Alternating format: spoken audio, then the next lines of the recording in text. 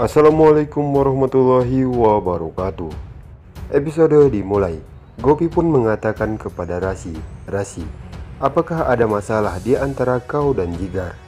Rasi pun berkata, "Gopi, kau selalu mencuri kebahagiaanku. Ketika tanganmu terluka, aku yang menulis ujianmu. Dan hari ini, aku berlatih sepanjang hari dan pada akhirnya, semua orang mengagumimu, bukan aku." Gopi terdiam mendengar perkataan Rasi. Rasi pun pergi. Dan terlihat di kamar Rasi, Rasi melihat Jigar yang sedang tidur. Lalu Rasi pun berkata, "Jigar, apakah engkau sedang tidur?" Jigar tidak menjawab perkataan Rasi. Rasi merasa bingung dengan tingkah Jigar. Rasi pun mengambil sari dan pergi ke kamar mandi, sedangkan Jigar hanya terdiam. Dan terlihat di sisi lain, Gopi sedang duduk di lantai dan memikirkan perkataan Rasi. Ahem melihat Gopi dan memanggil Gopi, tetapi Gopi tidak menjawab perkataan Ahem. Ahem pun menyentuh bahu Gopi. Gopi kaget dan langsung berdiri. Ahem berkata, "Gopi, apa yang terjadi padamu?" Gopi pun menjawab, "Aku sedang memikirkan Rasi." Ahem pun kembali berkata, "Gopi, aku tidak akan mempertanyakan masalahmu dengan Rasi. Lebih baik secepatnya kau selesaikan masalahmu dengan Rasi." Gopi pun menganggukkan kepalanya. Ahem pergi tidur dan mematikan lampunya, sedangkan Gopi berbaring di tempat tidur dan terdiam. Terlihat keesokan paginya, Rasi sedang melipat sarinya. Tiba-tiba Jigar datang. Rasi melihat Jigar. Rasi pun berkata, "Apakah kau sedang mempunyai masalah?" Jigar berkata, "Tidak, aku telah terlambat." Jigar pun pergi ke kamar mandi. Rasi pun terdiam dan berkata pada dirinya sendiri, apa yang terjadi dengan Jigar? Dari kemarin malam dia selalu mencuekkan perkataanku dan memandangku tidak benar. Tiba-tiba Rasi pun melihat kotak kecil di lantai. Rasi pun mengambilnya dan membuka kotak tersebut. Rupanya isinya adalah sebuah cincin. Rasi pun berkata pada dirinya sendiri, apakah cincin ini untukku? Jika cincin ini untukku, kenapa Jigar tidak memberikannya padaku? Rasi pun memakai cincin tersebut. Tiba-tiba Rasi mendengar suara air. Rasi pun langsung melepaskan cincinnya, tetapi ia tidak berhasil. Jigar pun keluar dari kamar mandi.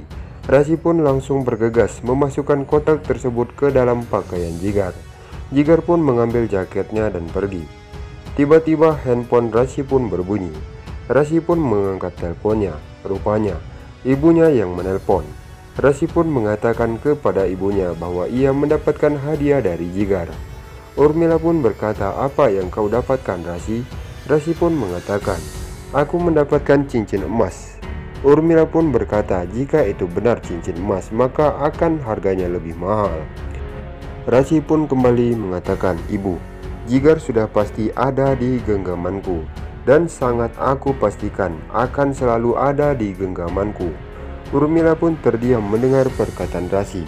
Rasi pun menutup teleponnya dan tersenyum melihat cincin emas yang ada di tangannya. Dan terlihat di meja makan, Jigar sedang memikirkan sesuatu.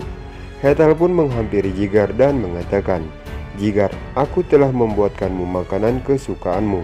Jigar pun terdiam. Hetal kembali mengatakan, "Jigar, apa yang membuatmu melamun seperti ini?"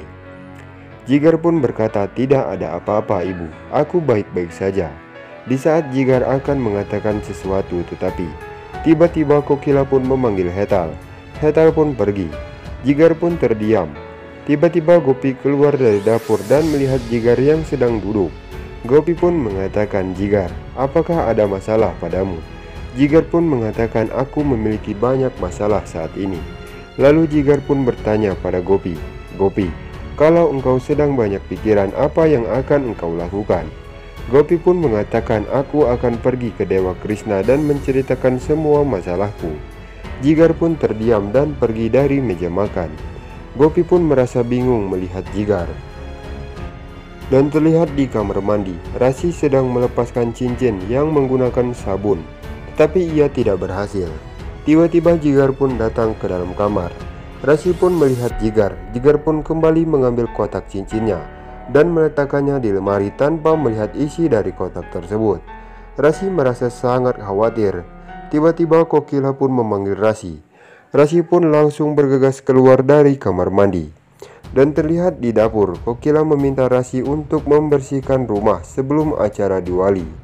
Lalu Kokila berkata pada Gopi, "Gopi, kau harus membersihkan kamar karena Rasi memiliki banyak pekerjaan yang akan ia kerjakan, yang akan diperlukan di hari Diwali."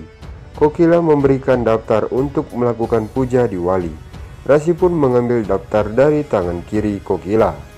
Kokila marah dan berkata, "Rasi, mengapa kau mengambil ini menggunakan tangan kiri?"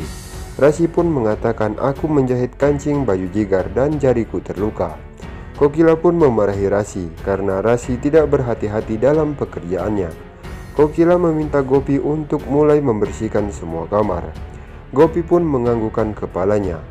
Kokila dan Gopi pun pergi dari dapur. Saat Rasi sendirian berada di dapur, Rasi pun kembali bergegas mengoleskan minyak di jarinya. Tiba-tiba cincin itu pun terlepas dan jatuh ke saluran pembuangan air. Saat itu Kokila pun kembali datang ke dapur dan memberitahu Rasi bahwa ia lupa sesuatu untuk ditambahkan ke dalam daftar persiapan puja Diwali. Kokila pun melihat Rasi yang sedang melakukan sesuatu di wastafel. Kokila pun berkata, "Rasi, apa yang kau sedang lakukan?" Rasi pun mengatakan, "Aku sedang membersihkan wastafel ini, Bi, karena airnya tidak mengalir." Kokila meminta Rasi untuk mengambil kompa dari gudang. Rasi pun mengatakan, "Bibi, kompanya sudah ada di sini. Aku akan melakukannya sendiri." Kokila pun terdiam. Rasi pun melakukannya. Kokila melihat ada sesuatu yang tersangkut di saluran pembuangan air. Kokila ingin memeriksanya. Rasi pun terdiam dan merasa sangat khawatir. Nah, sekian saja alur sinopsis terbaru Gopi Antv dari channel kami. Saksikan terus sinopsis selanjutnya. Saya kru dan yang bertugas mohon maaf apabila ada salah-salah kata. Wassalamualaikum warahmatullahi wabarakatuh.